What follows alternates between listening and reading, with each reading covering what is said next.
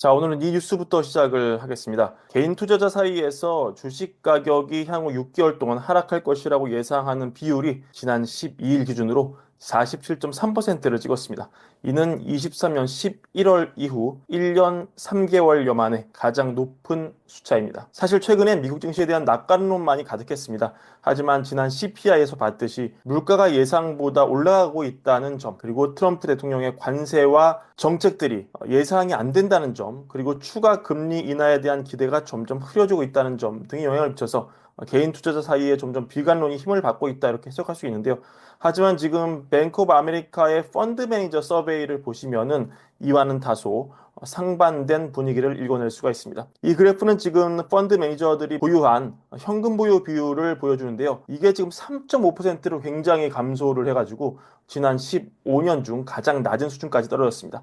펀드 매니저들이 현금 비중을 최저로 떨궈 놓고 시장에 돈을 다 넣어놨다. 이거는 일단 표면적으로는 시장에 대한 신뢰, 이 긍정적 심리가 강해져서 현금을 줄이고 주식 및 위험자산 비중을 늘렸음을 시사합니다. 따라서 그만큼 시장의 유동성이 풀렸다는 걸 의미하고 강세장인 것을 의미하고 그만큼 펀드 매니저들이 시장에서 돈을 벌 자신이 있다고 생각하는 것을 뜻하는데요. 다만 지금 한꺼풀 벗겨서 생각해보면 지금도 뭔가 증시를 화끈하게 불타오르게 할 연료는 없다는 거죠. 왜냐 다 썼으니까 현금을.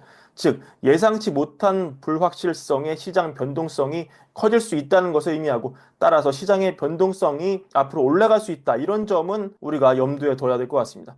근데 지금 보시면은 자 24년 말 25년 초 들어서면서 펀드 매니저 현금 비중이 급격하게 떨어졌는데 이 같은 기간 보시면은 사실 S&P 500은 지수에 별 변화가 없습니다. 그렇다면 여기서 지금 펀드 매니저들이 주로 플레이한 대상이 미국 지수 변화에 영향을 주는 게 큰 미국 대형주가 아니라는 것을 또한 의미할 수가 있습니다.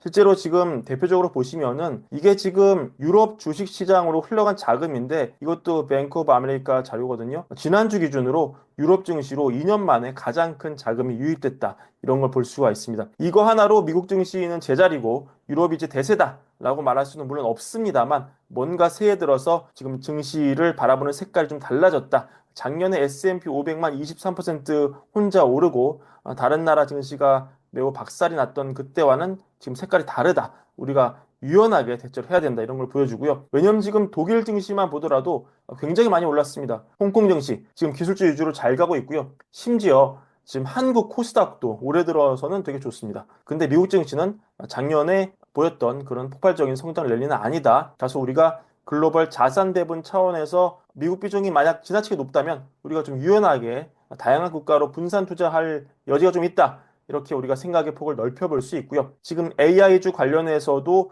대장주 엔비디아, 물론 매우 유망합니다. 지금 일론 머스크의 새 AI 그록3 성능이 굉장히 좋은 것으로 평가가 나오고 있고요.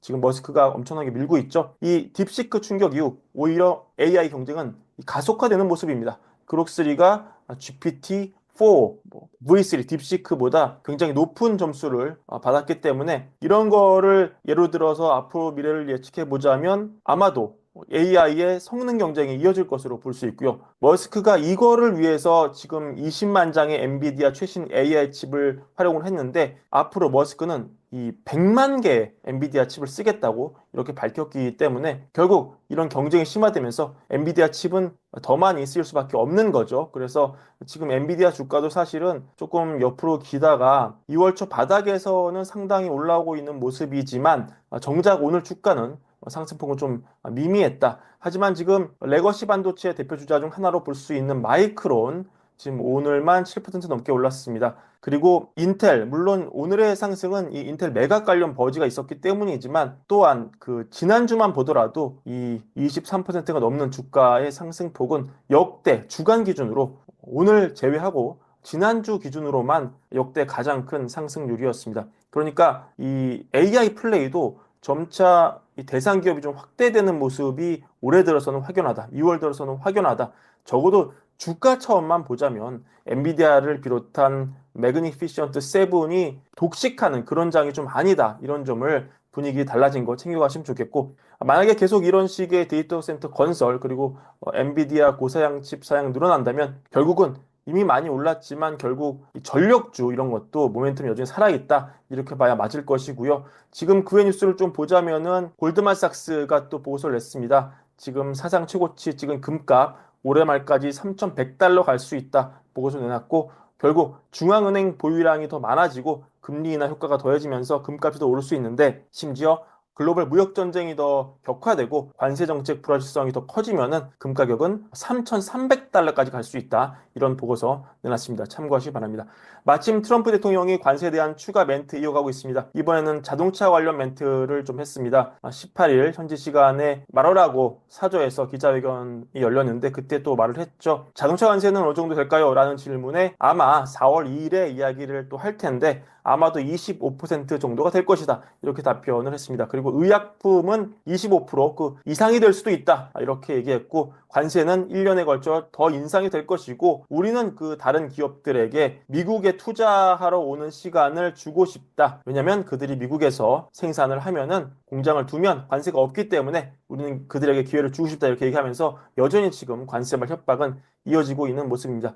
그리고 푸틴 관련해서는 아마도 이번 달 이전에 2월이 가기 전에 만날 것이다 이렇게 얘기를 하면서 결국 우크라이나 종전 선언은 유럽과 우크라이나는 배제되고 러시아와 미국의 단독 협상으로 몰고 가려는 그런 트럼프 전략이 이어지고 있다. 이런 거 우리가 읽어야 되겠고요. 어제도 말씀드렸지만 이로 인한 방위산업 업종의 전반적인 부각 가능성 계속 열려 있는 상황이라고 볼 수 있습니다. 그러니까 지금 말씀드린 내용을 하나로 모아보자면은 아마도 이 개인 투자자들의 베어리시 성향 증가는 월가 지수 전반에 대한 불확실성이 높다는 것을 보여주는 심리적 지표로 볼 수 있고 반대로 현금 비중이 극도로 낮아진 지금 이 펀드 매니저의 상황은 지금 펀드 매니저들이 그 지수 플레이, 그러니까 시총이 큰 회사 플레이는 조금 잘 안 하는 것 같고 상당수가 지금 AI 열풍으로 방산 열풍으로 주가가 급등하는 수혜를 찾아서 지금 개별주 플레이를 좀 하고 있다. 그렇기 때문에 지금 지수는 옆으로 기고 있지만 현금은 이렇게 없는 것이다. 펀드 매니저들이 이런 게 약간 이 프로와 아마의 괴리를 보여주는 그런 지표일 수 있다. 이렇게 함께 해석해 볼 수 있습니다. 여튼 그래도 이 펀드 매니저의 현금이 말랐다는 것은 증시에 폭발적으로 들어갈 자금이 지금 별로 없다는 것을 뜻하기 때문에 작은 충격에 향후 지수가 예민하게 반응할 수 있다. 변동성 커질 수 있다. 이런 점은 함께 아시면서 투자하시면 좋겠습니다. 앞으로 이런 분위기는 상당히 이어질 것으로 보입니다. 오늘 준비한 영상 이것으로 마무리하고요. 월가월부 구독과 좋아요, 많은 사랑도 함께 부탁드립니다. 감사합니다.